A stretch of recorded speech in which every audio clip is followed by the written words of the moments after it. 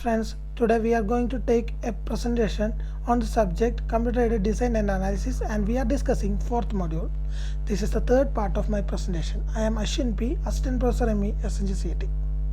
We have already discussed the syllabus, and in this presentation we are discussing SEEP representation, cell decomposition, spatial occupancy enumeration. These all are solid modeling methods.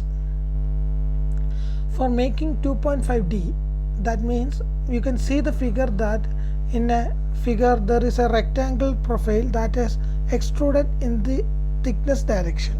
The arrow shows the direction. Like that we can extend the 2D figure into 3D. It's look like 3D but actually it's a 2.5D image. നമ്മുടെ gaming applications ഒക്കെ വേണ്ടിയിട്ടാണ് മെയിനായിട്ട് sweep representation use ചെയ്യുന്നത്. രണ്ട് വിധത്തിലുള്ള sweep representations ആണുള്ളത്. First one is extruded solid and axisymmetric solid.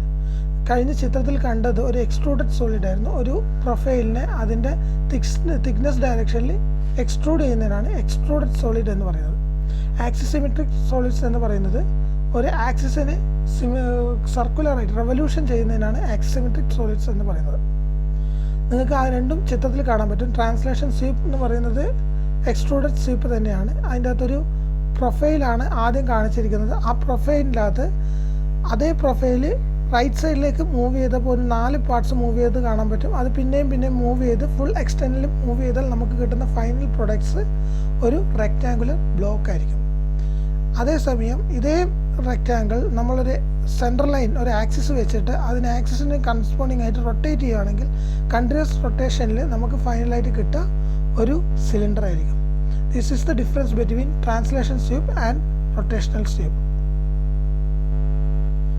We can also classify sweep as linear sweep, non-linear sweep and hybrid sweep. Linear sweep എന്ന് പറഞ്ഞു കഴിഞ്ഞാൽ നേരത്തെ നമ്മൾ പറഞ്ഞ എക്സ്ട്രൂഡഡ് ആയാലും ആക്സിസിമെട്രിക് ആയാലും രണ്ടും തന്നെ ലീനിയർ മോഷനാണ്. കാരണം അത് രണ്ടും ലീനിയർ ഇക്വേഷൻ ഫോളോ ചെയ്യുന്ന മോഷൻസ് ആണ്. അങ്ങനെയുള്ളതിന് ലീനിയർ സ്വീപ്പ് എന്ന് പറയാൻ പറ്റും. നമ്മുടെ ചിത്രത്തിൽ നിങ്ങൾക്ക് ലീനിയർ സ്വീപ്പ് കാണാൻ പറ്റും. ഇതും രണ്ടാമത്തേതും ലീനിയർ സ്വീപ്പിന് എക്സാമ്പിൾസ് ആണ്.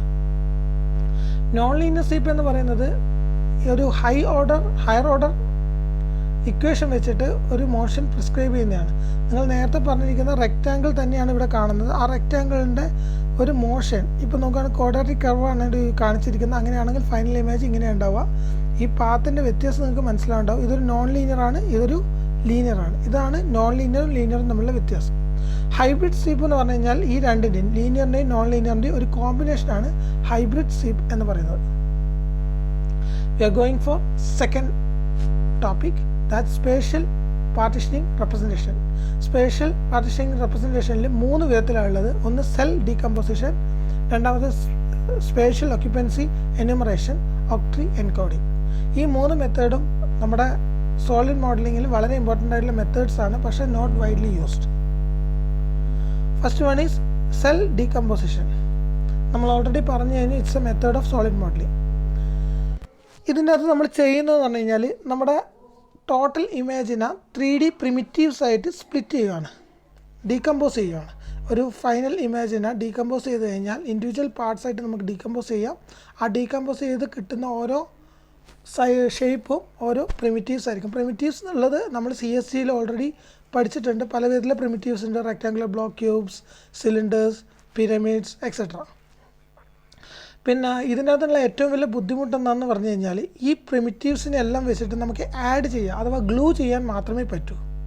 നമ്മൾ മുമ്പ് യൂണിയൻ, ഇൻ്റർസെക്ഷൻ, സബ്സ്ട്രാക്ഷൻ എന്നീ ബൂളിയൻ ഓപ്പറേഷൻസ് CSG പഠിച്ചിട്ടുണ്ട്. അതുപോലെയല്ല ഇവിടെ ഒറ്റൊരു ഓപ്പറേറ്റർ മാത്രമേ ഉള്ളൂ, ഗ്ലൂ. ഗ്ലൂ മീൻസ് തമ്മിൽ അറ്റാച്ച് ചെയ്യുക. അങ്ങനെ അറ്റാച്ച് ചെയ്യുന്ന സമയത്ത് വളരെ ഇമ്പോർട്ടൻ്റ് ആയിട്ടുള്ളൊരു പോയിൻ്റാണ് the adjoining cell may touch each other but must not share any interior parts. ഇത് വളരെ ഇമ്പോർട്ടൻ്റ് ആയിട്ടുള്ള കാര്യമാണ്. ഇങ്ങനെ ചെയ്യുന്ന സമയത്ത് ഒരു പാർട്സും ഓവർലാപ്പിംഗ് വരാൻ പാടില്ല. ഇപ്പോൾ ഇതിനൊരു എക്സാമ്പിൾ പറയുകയാണെങ്കിൽ ഒരു ചായ കപ്പ്, ഒരു കോഫി കപ്പ് എടുക്കുകയാണെങ്കിൽ അതിനെ നമുക്ക് ഡീകമ്പോസ് ചെയ്യാൻ പറ്റുന്ന 2 ഷേപ്പാണ്. കപ്പിൻ്റെ ഹാൻഡിൽ ഒരു ഭാഗവും അതിൻ്റെ ബാക്കി വരുന്ന കപ്പിൻ്റെ സോസർ എന്ന് പറയുന്ന ഭാഗവും വേറെ ആയിട്ട് നമുക്ക് പറയാൻ പറ്റും. കപ്പും ഹാൻഡിലും വേറെ ഡീകമ്പോസ് ചെയ്തെടുക്കാം. അത് തമ്മിൽ ഗ്ലൂ വെച്ച് ഒട്ടിച്ച് കഴിഞ്ഞാൽ ഫൈനൽ പ്രോഡക്റ്റായി. പക്ഷേ അതൊന്നും തന്നെ ഓവർലാപ്പ് ചെയ്യുന്നില്ല.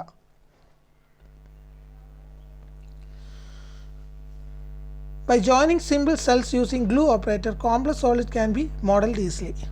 അത് ഞാൻ ഓൾറെഡി പറഞ്ഞു. ഗ്ലൂ എന്ന് പറയുന്ന ഒറ്റൊരു ഇത് മാത്രമേ ഉള്ളൂ. പക്ഷേ ഇതിൻ്റെ ഏറ്റവും വലിയ പ്രോബ്ലം എന്ന് പറഞ്ഞാൽ ഗ്ലൂ ചെയ്യാന്ന് പറഞ്ഞു കഴിഞ്ഞാൽ നമ്മുടെ സൈസെല്ലാം കുറച്ച് അത് അറ്റാച്ച് ചെയ്ത് വരേണ്ടതാണ്. ഇങ്ങനെ ചെയ്യുമ്പം നമ്മുടെ വർക്ക് വളരെ ടേഡിയസ് ആയിപ്പോവും. നമുക്ക് സബ്സ്ട്രാക്ട് ചെയ്യാൻ പറ്റില്ല, അതുപോലെ തന്നെ ഇൻ്റർസെക്റ്റ് ചെയ്യാൻ പറ്റില്ല. ആകെ ഗ്ലൂ മാത്രമേ ചെയ്യാൻ കഴിയുള്ളൂ. അതുകൊണ്ട് തന്നെ ചെറിയ പാർട്സ് വെച്ച് ആഡ് ചെയ്ത് വരേണ്ടി വരും. ചില കണ്ടീഷനിൽ ഇത് വളരെ ടൈം കൺസ്യൂമിങ് പ്രോസസ്സാണ്. ഇത് CSG പോലെ വെർസറ്റൈൽ അല്ല. അതുപോലെ തന്നെ ഏറ്റവും കൂടുതൽ ഇത് യൂസ് ചെയ്യുന്നത് ഫൈനൈറ്റ് എലമെൻറ്റ് മെഷിങ്ങിന് വേണ്ടിയിട്ടാണ്. 5th മൊഡ്യൂൾ എന്ന് പറയുന്നത് ഫൈനൈറ്റ് എലമെൻറ്റ് മെത്തേഡ്സ് ആണ്. അഥവാ ഒരു വലിയൊരു കമ്പോണൻസിനെ സ്പ്ലിറ്റ് ചെയ്ത് ഫൈനൈറ്റ് എലമെൻറ്റ്സ് ആയിട്ട് സ്പ്ലിറ്റ് ചെയ്യുന്ന വർക്കിനാണ് ഫൈനൈറ്റ് എലമെൻറ്റ് മെത്തേഡ്സ് എന്ന് പറയുന്നത്. ആ മെത്തേഡ്സിൻ്റെ മെഷ് ജനറേഷന് വേണ്ടിയിട്ട് ഉപയോഗിക്കുന്ന ടെക്നിക്കാണ് സെൽ ഡീകമ്പോസിഷൻ. നിങ്ങൾക്കൊരു എക്സാമ്പിൾ കാണാൻ പറ്റും. നമ്മൾ ഒരു 3 സെൽസ് എടുക്കുകയാണ്. ഒരു റെക്റ്റാങ്കുലർ ബ്ലോക്ക്, വേറൊരു റെക്റ്റാങ്കുലർ ബ്ലോക്ക്, പിന്നെ മൂന്നാമത് ഒരു പിരമിഡ്. ഈ 3 ബ്ലോക്സും നിങ്ങൾക്ക് ചിത്രത്തിൽ കാണാൻ പറ്റും. ആ ചിത്രത്തിൽ കാണുന്ന സെൽ 1, സെൽ 2, സെൽ 3 അങ്ങനെ ഈ 3 കൂടിയിട്ട് അറ്റാച്ച് ചെയ്തിരിക്കുന്നതാണ് ഈ ഫൈനൽ ഇമേജ്. അഥവാ ഇതിൻ്റെ എല്ലാ പാർട്സും അഡ്ജോയിനിങ് പാർട്സ് തമ്മിൽ ഒരു ടച്ചിങ് ഉണ്ടാകും, പക്ഷേ ഒരു ഇൻറ്റീരിയർ പാർട്സും തമ്മിൽ ഓവർലാപ്പിംഗ് ഉണ്ടാവില്ല. അങ്ങനെ വരുന്ന ഇമേജസിനാണ് സെൽ ഡീകമ്പോസിഷൻ എന്ന് പറയുന്നത്. And third one is spatial occupancy enumeration. It's very similar to cell decomposition. നിങ്ങൾ നേരത്തെ പറഞ്ഞതുപോലെ നമ്മൾ നേരത്തെ ഓരോ പ്രിമിറ്റീവ്സ് വെച്ചിട്ടാണ് ഇതിനെ പാർട്സിനെ സം ചെയ്തിട്ടുള്ളതെങ്കിൽ ഈ കേസിൽ സ്പേഷ്യൽ സെൽസ്, അതിന് വോക്സെൽസ് എന്നും കൂടി പറയും, സ്പേഷ്യൽ സെൽസ് വെച്ചിട്ടാണ് ഇത് ഈ കേസിൽ നമ്മൾ ആഡ് ചെയ്യുന്നത്. നിങ്ങളിപ്പോൾ നോക്കുകയാണെങ്കിൽ ഒരു സിമിലർ ഐഡൻറ്റിക്കൽ ഷേപ്സ് ആയിട്ടുള്ള ഫിക്സഡ് റെഗുലർ ഗ്രിഡ്സ് വെച്ചിട്ടാണ് എപ്പോഴും ഈ സ്പേഷ്യൽ ഒക്യുപ്പൻസി എനുമറേഷൻ ചെയ്യുക. നിങ്ങൾക്കിപ്പോൾ ക്യൂബ്സാണ് ഏറ്റവും മാക്സിമമായിട്ട് യൂസ് ചെയ്യുന്നത്. അതുകൊണ്ടാണ് ഇന്നത്തെ ക്യൂബ്സ്. ഇപ്പം നിങ്ങൾക്ക് ചിത്രം കാണാൻ പറ്റും. നമുക്ക് വേണ്ട സോളിഡ് ഒബ്ജക്റ്റ് എന്ന് പറയുന്നത്, സോളിഡ് മോഡൽ എന്ന് പറയുന്നത് ചിത്രത്തിൽ എ എന്ന് പറയുന്നത് ഈ സാധനമാണ് ഫൈനലി വേണ്ടത്. അതുണ്ടാക്കാൻ വേണ്ടി നമ്മൾ ഉപയോഗിക്കുന്ന സ്പേഷ്യൽ ഒക്യുപ്പൻസി എനുമറേഷനാണ് ഈ റൈറ്റ് സൈഡിൽ കാണിച്ചിരിക്കുന്നത്. ആ ചിത്രത്തിൽ റൈറ്റ് സൈഡിൽ ബി എന്ന് പറയുന്ന ചിത്രത്തിൽ നോക്കിയാൽ നിങ്ങൾക്ക് മനസ്സിലാവും. അതിനെല്ലാം തന്നെ കുറേ സ്മോൾ ക്യൂബ്സ് ആയിട്ടാണ് സ്പ്ലിറ്റ് ചെയ്തിരിക്കുന്നത്. ആ ക്യൂബ്സ് എല്ലാം തന്നെ കോൺസ്റ്റൻറ്റ് ഷേപ്പാണ്. ആ കോൺസ്റ്റൻറ്റ് ഷേപ്പ് വെച്ചിട്ടാണ് ഫൈനൽ ഫിഗർ ക്രിയേറ്റ് ചെയ്തെടുക്കുന്നത്. ഇതിൻ്റെ എഡ്ജസ് നിങ്ങൾക്ക് നോക്കിയാൽ മനസ്സിലാവും, അത്ര ഷാർപ്പായിരിക്കില്ല. അതുകൊണ്ട് തന്നെ ഇതിൻ്റെ ക്യൂബിൻ്റെ സൈസ് ഏറ്റവും ചെറുതാവുന്ന സമയത്ത് ഇതിൻ്റെ ആക്യുറസി ഏറ്റവും മാക്സിമം ആയിരിക്കും. When you are increasing the number of cells, you can increase the quality of the image or the solid model.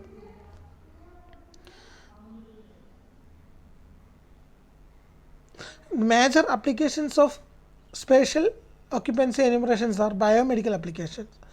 നമുക്ക് ഈ കമ്പ്യൂട്ടറൈസ്ഡ് ആക്സിയൽ ടോമോഗ്രാഫി എന്ന് പറയുന്ന സ്കാനിങ്ങിൽ നമ്മൾ സ്പേഷ്യൽ ഒക്യുപ്പൻസി എന്യൂമറേഷനാണ് ഏറ്റവും കൂടുതലായിട്ട് യൂസ് ചെയ്തിരിക്കുന്നത്. Thank you.